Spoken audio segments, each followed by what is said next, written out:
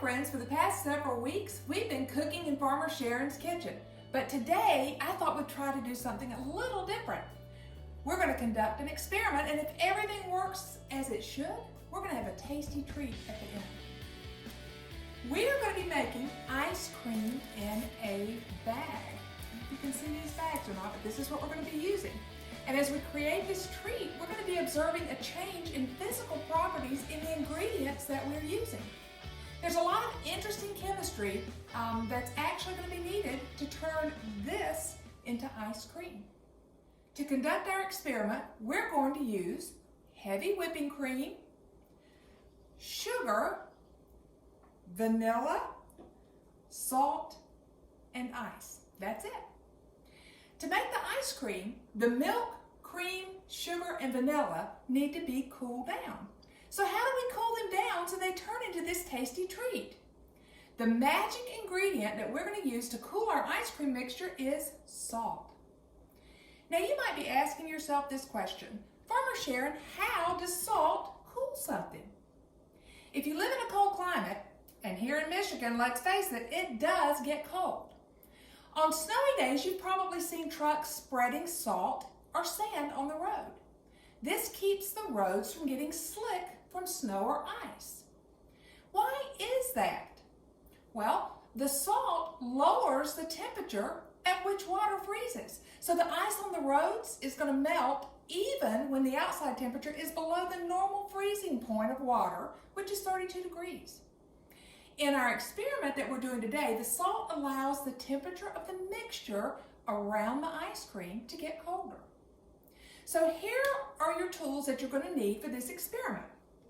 You're going to need measuring spoons, measuring cups or little measuring bowls like I have here, a quart size Ziploc bag, a gallon size Ziploc bag, oven mitts or a small towel, and a timer or someone who's going to time you. You're also going to need the following ingredients: half a cup of heavy whipping cream, a tablespoon of sugar, 1/2 or 3/4 a cup of table salt or rock salt, and 4 cups of ice. In your quart-size bag, you're going to place a tablespoon of sugar.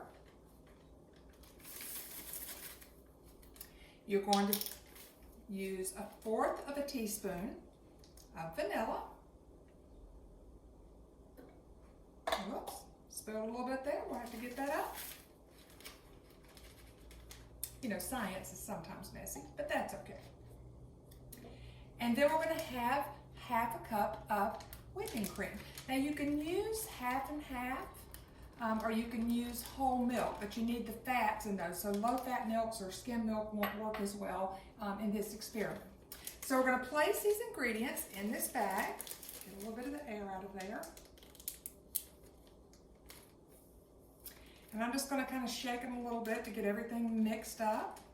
Get the sugar and the milk and the vanilla to mix a little bit.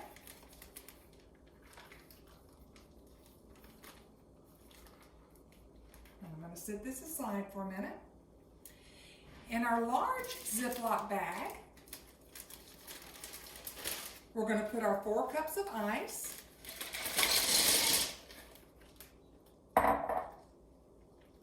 and 1/2 to 3/4 cup of salt.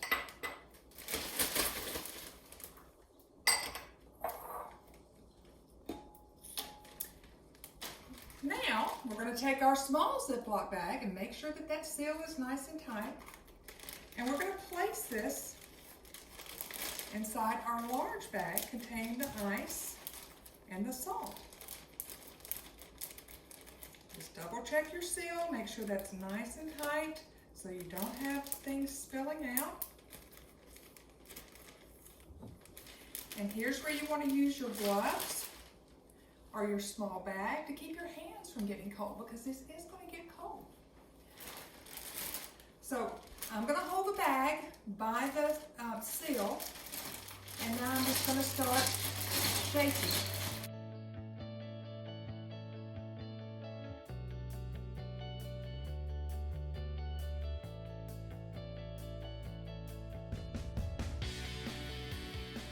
After shaking for 5 minutes, you want to check and see if your ingredients have started to solidify. And if you look at my glove, I'm going to hold it up close. That's frost. So that means that our bag did get really cold. So make sure you keep your hands covered while you're shaking. Now, if you're like the Rays, you love your ice cream. So obviously this little small amount is probably going to be enough just to give you a taste. So talk to Mom and Dad about how to double or triple or even quadruple your ingredients to get a bigger batch. I'm going to hold this up here so you can see as I'm dipping this out, our ingredients did turn into ice cream. So I'm going to just dip a little bit of this out and put it in the bowl so you can see that you actually do have ice cream. And it's nice and creamy because I use that creamer. So I'm going to set this aside for a second and let's talk about the science behind this treat. What physical changes took place in our ingredients to give us our ice cream? That's my cat Tucker. He likes to kind of be involved in what we're doing in the kitchen, so he might be talking to you while we're doing this, but we'll just try to ignore it. Ice has absorbed energy.